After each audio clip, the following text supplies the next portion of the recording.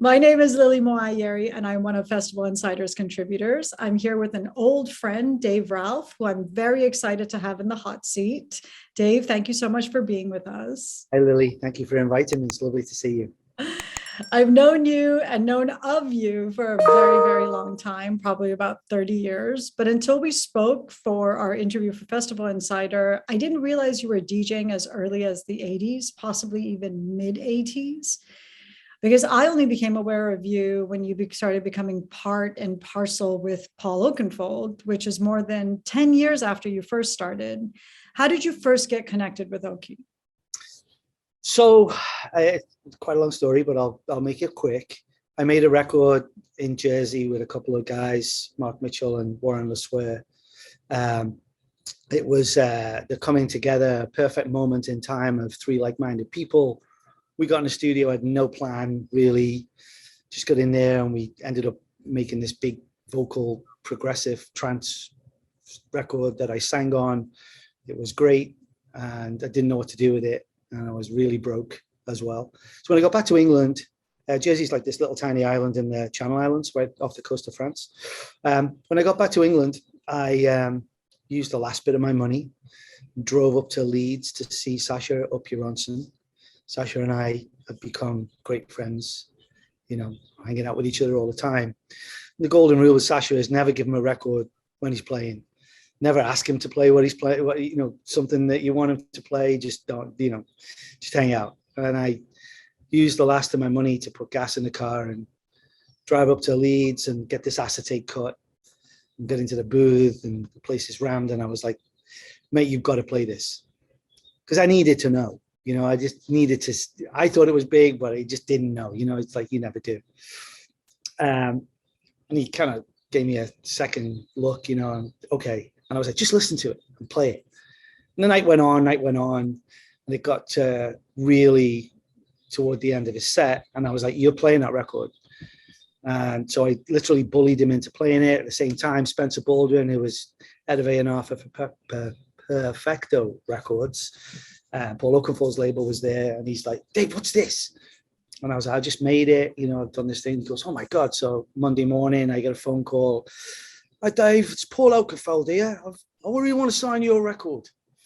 I was like, that's a really good impersonation. I was just going to say that is to him to a T, all those years. Yeah. So, we got a deal done, and then he invited me to play at a couple of shows. And before long, we became touring partners and still are best mates today. Wow. It's fascinating because you did all the wrong things, Sasha wise, and yet it turned into such a big thing. And I feel like that's really when the North America became aware of you, is when you started coming over with Oki, not before that.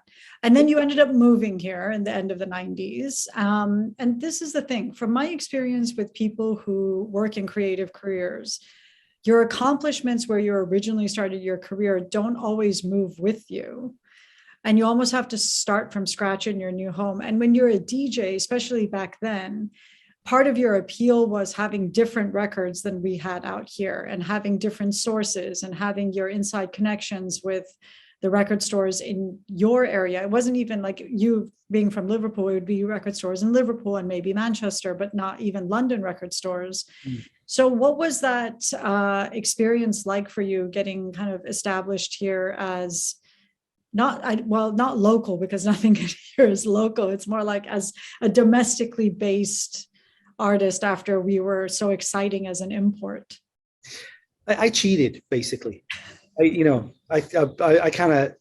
been coming here. I toured with BT for the first time. Then Paul and I came together for a couple of years consecutively. And so I'd kind of got out there. I'd also got myself a US agent with Paul Morris at AM Only at the time. And so it was a real natural thing for me to come here, because it was so much more exciting for me here. There was so much more opportunity here. The people were so much nicer here. Everyone was really welcoming and, like, hey, man, come on, you stay at my place, you do this. It just felt like the absolute polar opposite of the UK at that time, for me anyway. And so when I arrived in Miami, I went and lived with my friend Dade, who owned Shadow Lounge. And I was a resident at Shadow Lounge at that time too. And so he gave me the kind of like the impetus, if you like. He was like, yeah, just come stay with me. So, I'd stay I'd stay with him at his apartment. And then we decided that we really liked each other a lot and we should just get a place together. So we rented a really nice house and I got myself a girlfriend. And it was just kind of like this holistic movement on the timeline. It just kind of all felt really natural. When I got here, when I actually made the decision to move here, I had £500 in cash and no credit cards. I had nothing, right? So I guess I am the epitome of the American dream when it comes to that, because I literally came here with nothing. And people, I don't know, people just kind of like me, I guess, and they gave me lots of opportunities. And in a kind of like holistic way, I really took those opportunities. I really didn't have a plan, to be honest, Lily. I really didn't. I just knew I wanted to come to America and kind of like DJ here because it was awesome and you could travel around and everyone was nice. That was basically it. There was no more plan than that. And then all of a sudden it kind of got real. I was like, oh, okay, well, I can actually tour here now. I can be here. I don't really want to go back to the UK. Why do I need to go back there? I'm earning more money here. There's better opportunities. I'm on these lineups and I'm someone, and it just seemed I had a lot more of a wider friendship base here than I did back in the UK. It's quite interesting, really. It is really interesting, because I feel like really when you were here is when your profile got bigger and bigger and you were putting out records, and with a high profile electronic music label here with Kinetic Records and everything, and you were part of that family. And I think you were one of the first artists on Kinetic, which actually really set up the label to become more and more high profile with later artists, and they signed Sasha and everyone. So then you made the switch from being a DJ to being a promoter, organizer, being on the other side, which almost never happens. There are a lot of DJs who do club nights, of course, put their own brand name on it. And it's like, this is so-and-so's night and all that. And there's a lot of DJs that are residents that really become synonymous with the club, but you actually went behind the scenes. You weren't putting yourself as Dave Ralph in front of it anymore. You were actually completely hiding yourself and the DJ side and going to the other side. How did that switch happen and how did that work out? The switch happened from need more than anything. I mean, I'd promoted loads of things in the UK at nights in Liverpool and Stoke and all over the place. I did used to play at, to your point, and promote as well. So I was no stranger to that world, although it wasn't the world that I really wanted to be in. I still love now being in the studio. That's where my soul is, I always say. So when 9/11 happened and work became really scarce, I suddenly understood the fragility of my situation. My wife was pregnant, gigs had got cancelled. And she looked at me one day and she goes, hey, we've got this nice new house and it's great and we love it, but, we probably got 3 months worth of mortgage payments and then I don't know what we're going to do. So I always had a really great affinity with Avalon and Boston. I think it's just something about people from Liverpool and people from Boston. There's just this kind of like, they're interchangeable, if you like, a bit raw, a bit rough, Both cities. Yeah, beautiful souls, will put themselves on the front line for you if they love you, that kind of person. So I called up Fedor Benucci, who was running Avalon along with Steve Edelman and John Debo. And I was like, hey man, I need a job. And he goes, like what? And I'm like, I don't know. And he goes, well, what can you do? I was like, anything. So he said, well, okay, why don't you come in and see us? So I went in, sat down, we talked, and then they decided that I could really help John Debo with the bookings because John was moving to Florida. They were going to start Avalon in New York. There was a lot of movement happening. So it was just this kind of like, conjunction of space and time, and it was all really great and it worked out for me. So I started kind of assisting John in his daily duties of booking all the talent at Avalon. I know everyone and knew everyone. So it was a real easy thing for me to be able to pick up the phone, call someone's agent, someone's manager, that person, whatever, say, hey, you know, need you for this date, blah, blah, blah. And then, you know, it really became, that accelerated really quickly. And that was when I kind of decided, I was like, look, this is stable. I actually don't mind it. It's all right. It's quite fun. And I get to hang out with all my friends because I'm booking them. So I get to go see them at the club, hang out with them, take care of them. It's going to be great. And so I got elevated to music director pretty quickly because John had moved away. And we carried on with Avalon until the day it closed, which was, you know, a very sad day. But that's how I really got into the other side of entertainment in America.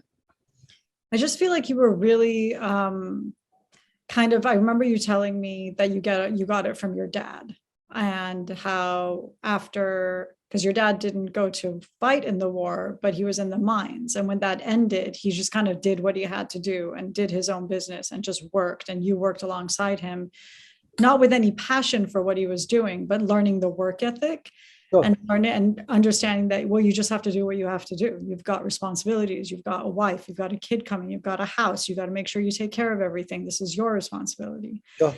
And I really respected that, because it takes there's a lot of ego involved in creative. I mean, I feel like creativity and ego have to go hand in hand in order for the creative person to become successful. And there's no shade thrown there. It's just how it is.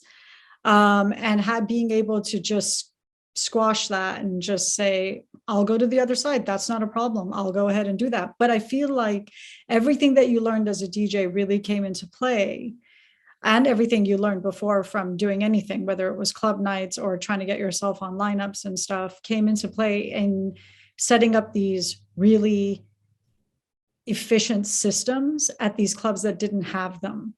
And these clubs that had a lot of potential, but didn't have the structure in place. And you were really good at putting that structure in place, and also like transporting it to other places, the Webster Hall and anywhere else. You're like, I already know how to do this. This can move here. This can move there. It can work anywhere.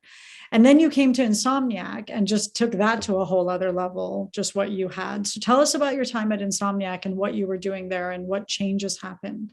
I feel like this is like a verbal version of your resume, an oral resume. So, well, I started working at Insomniac in about 2013, I think, something like that. Straight from Boston. I built this Club Royale in Boston, and that was a great success for 4 years. And, you know, when I got a call from Pasquale to come and talk, I didn't really think about it too much. You know, I just did it, like, I guess. And when I went back home that same day, I flew to LA, went back, and I said to my wife, I said, I think they're going to offer me a job. And she's like, doing what? And I was like, you know, talent buying and figuring all that kind of stuff out. They really snowed under. I said, would you move to LA? And she was like, hell yeah. You know, of course I would. LA's great. So, you know, when I got to Insomniac, it was just after they'd done the deal with Live Nation. So they were funded. So there was all this money. And, you know, Pasquale was able to really kind of like realize the dreams that he'd always had about these enormous, like, you know, visual and oral experiences that just put people, like, just make them like crazy. They're like, wow. Going into that and buying at that volume I'd never really experienced before, but I quickly understood that it you know, it's no point in just filling out a lineup when we've got like 6 shows that we can offer people. So slowly over the first year, getting into it, and then, you know, kind of getting involved in the business development and starting to expand the EDC brand into Mexico first. That was our first market. And then, you know, really learning what a festival, like, the enormous amount of work that it takes to build a festival, and, you know, what the talent means as a piece in the puzzle. And then kind of like figuring out, like, all right, well, if we are going to do this and we are going to offer people multiple shows, how do we do that? What's it, so it was all these systems that I started putting in place, and then hiring the team and making the team bigger as we scaled, just to be able to deal with the volume. Because it was a lot, we were booking like literally, clubs, concerts, festivals, all around the world. It's a hell of a lot of work. And a lot of pressure, like a lot of pressure. And I think at first I really enjoyed that pressure, because it really, kind of stretched me, and I like that. I like to be challenged. But I think, after maybe 5 years, it started to really kind of make me, it just wears on you, and you've got because I came from being a systems guy, putting all that in place, and then going to, I'm buying talent into,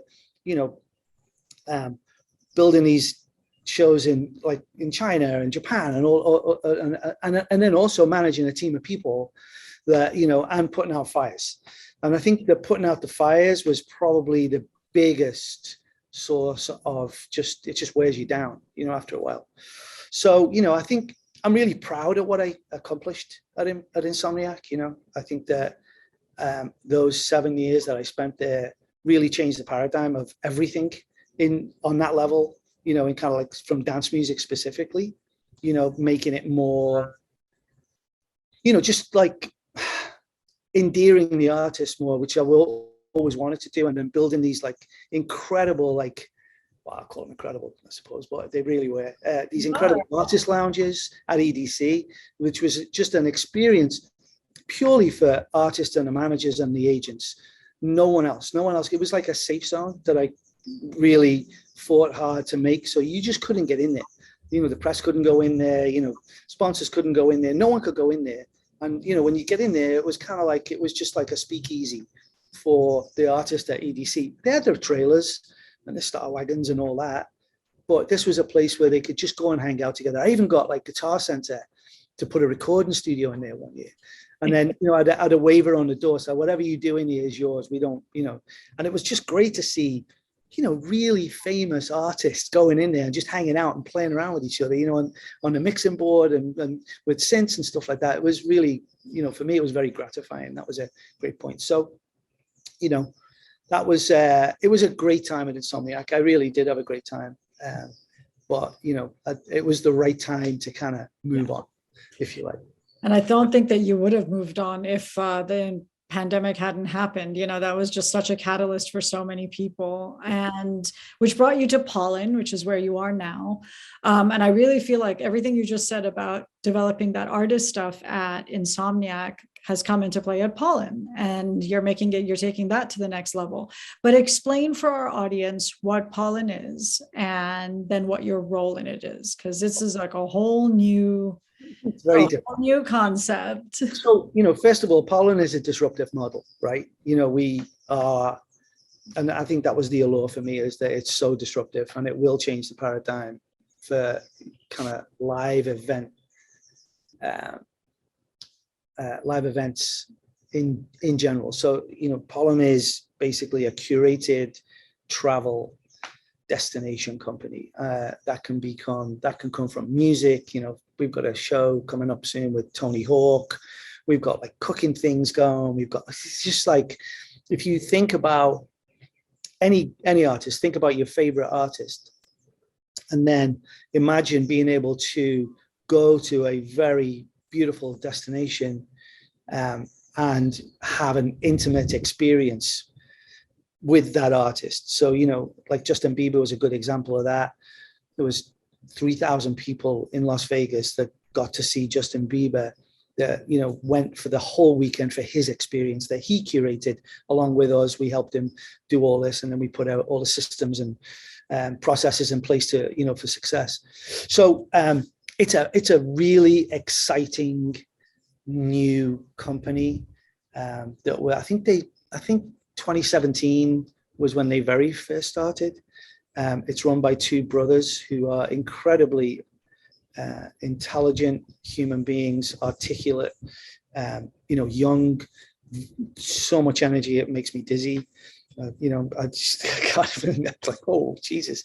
But, I feel very blessed to be part of this. Like, I basically think it's a revolution because, you know, whilst we're taking these people like to places all over the world, we're giving the artists an opportunity to actually curate and build their experience to their specifications, right? So it's not about, you know, sure, it's Pollen Presents, but it's Pollen Presents Kygo, it's Pollen Presents Justin Bieber, you know, and it's Justin Bieber and Kygo's experience.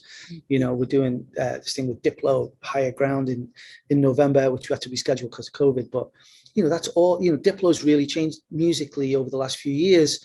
He's really into that kind of like UK house sound that's super popular in the UK right now. It's kind of trickling in here, but, you know, when you look at the people who he's got playing with him, it's all that. It's not like what you would have expected Diplo to have had with him a few years ago. You know, he's just moving into a very different territory, and we're giving him a vehicle and the ability to be able to do that too, and really further establish himself as like, this is what I'm doing now. I'm going this direction. And I applaud that. I think, you know, DJs who do that, not for the sake of like, it's a trend, because he's been doing this a long, long time. I remember connecting him with Paul Wolford in EDC Mexico, like really randomly, and the next thing they're hanging out, and then the next thing they make a big record together. I don't feel responsible for that, but I feel like that was an awesome piece in time when, you know, they came together and made an incredible record. And Paul Wolford, by the way, in my opinion, is one of the best DJs in the world, right? And like, you know, an incredible producer, like being around a long, long, long time. And so for Wes to see him and kind of like go, I really like what you're doing. Can we make a record together? And then Paul agreeing to do that, and then coming out with this kind of like really crossover house record that, you know, would have sat on the floor in Shelley's in 1990, you know, with big piano breaks and a big vocal and everything. I'm like, wow, we're back. It's crazy. So, you know, all that is really what Pollen's about, is like making these experiences and giving people opportunity to go see their artists in an intimate situation. And my role, they hired me specifically to, my title is Global Head of Electronic Music. So, you know, they charge me with kind of like expanding that business, which is what we are doing actively as, you know, as we speak today. So, unfortunately, because of COVID, it's not gone as quickly as we wanted it to, but we're still scaling rapidly. When I joined the company, I think there was 400 people. I think there's 700 now. By the end of the year, there's going to be like 1,800 people that work there. Wow. You know, and by the way, you know, it's not just these people are like, you know, this is the hotel inventory people, the OpEx people. There's like all sorts of different departments within. It's not just about talent buying and doing this. So, you know, it's really exciting to be able to, I wish I could tell you, I just blocked, but I can't tell you yet. But, but you know, we're taking people to these destinations and creating these experiences. It's just super exciting to me.